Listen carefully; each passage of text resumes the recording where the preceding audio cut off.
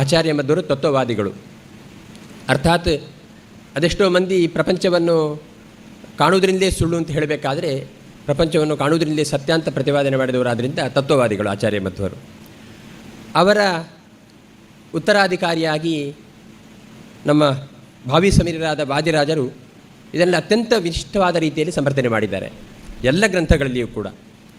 ಹಾಗಾಗಿ ವಾದಿರಾಜರ ವ್ಯಾಪ್ತಿ ಎಷ್ಟು ದೊಡ್ಡದು ಅಂತ ಹೇಳಿದರೆ ಅದು ಯುಕ್ತಿ ಮಲ್ಲಿಕ ಇರ್ಬೋದು, ರುಕ್ಮಿಣೀಶ ವಿಜಯ ಇರ್ಬೋದು, ದೊಡ್ಡ ದೊಡ್ಡ ಗ್ರಂಥಗಳಲ್ಲೆಲ್ಲ ತತ್ವವನ್ನು ಅತ್ಯಂತ ಸುಂದರವಾಗಿ ಮತ್ತು ಉದಾಹರಣಾಪೂರ್ವಕವಾಗಿ ಪ್ರತಿಪಾದನೆ ಮಾಡುವಂಥ ಒಂದು ದೊಡ್ಡಸ್ತಿಕೆ ಅಥವಾ ಘನಸ್ತಿಕೆ ಎಂಬುದು ವಾದಿರಾಜರದ್ದು.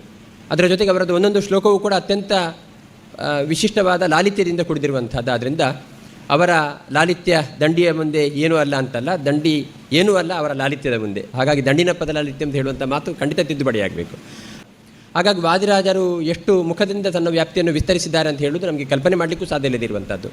ಒಂದು ಮಂಜು ನೀರಿನಲ್ಲಿ ಮೇಲ್ಗಡೆ ಮಾತ್ರ ಕಾಣಿಸುತ್ತೆ ಅಂತ ಹೇಳುವ ಕಾರಣಕ್ಕೆ ಅಷ್ಟೇ ಆ ಮಂಜಿನ ಗಾತ್ರ ಅಂತ ನಾವು ಹೇಗೆ ಅಂದುಕೊಳ್ಳುವುದಿಲ್ವೋ, ಹಾಗೆ ವಾದಿರಾಜರ ವ್ಯಾಪ್ತಿ ಎಂಬುದು ಕಾಣುವುದಕ್ಕಿಂತ ಕಾಣದಿರುವಂಥದ್ದೇ ಹೆಚ್ಚು ಅಂತ ಹೇಳುವಷ್ಟು ದೊಡ್ಡ ಸಾಧಕರಾದ ವಾದಿರಾಜರು ಅವರು ಈ ಸಮಾಜಕ್ಕೆ ಕೊಟ್ಟ ಕೊಡುಗೆ ಅತ್ಯಂತ ಅದ್ಭುತ. ಅದು ಸಂಸ್ಕೃತ ಕ್ಷೇತ್ರಕ್ಕೆ ಇರ್ಬೋದು ಮತ್ತು ಕನ್ನಡ ಕ್ಷೇತ್ರಕ್ಕೆ ಇರ್ಬೋದು, ತುಳು, ಅದರಲ್ಲಿಯೂ ಕೂಡ ಬ್ರಾಹ್ಮಣ ತುಳು ಮಾತ್ರ ಅಲ್ಲದೆ ಜನಸಾಮಾನ್ಯ ತುಳುವಿನಲ್ಲಿಯೂ ಕೂಡ ಅವರು ಅತ್ಯಂತ ವಿಶಿಷ್ಟವಾದ ರೀತಿಯಲ್ಲಿ ಹಾಡುಗಳನ್ನು ರಚನೆ ಮಾಡಿದ್ದಾರೆ. ಆದ್ದರಿಂದ ಎಲ್ಲರಿಗೂ ಹತ್ತಿರವಾದ ಮತ್ತು ಎಲ್ಲರಿಗೂ ಎತ್ತರವಾಗಿ ಕಂಡಂಥ ಒಂದು ದೊಡ್ಡ ಸಾಧಕರು ವಾದಿರಾಜರಾದ್ದರಿಂದ ಭಾವಿ ಸಮೀರರಾದ ವಾದಿರಾಜರ ವೈಭವವನ್ನು ಜಗತ್ತಿಗೆ ತಿಳಿಸಬೇಕು ಅಂತ ಹೇಳುವ ಕಾರಣಕ್ಕೆ ಏನು ಕಾರ್ಯಕ್ರಮ ನಡೀತಿದೆ ಅತ್ಯಂತ ಸುಂದರ, ಅತ್ಯಂತ ಅದ್ಭುತ ಇದು.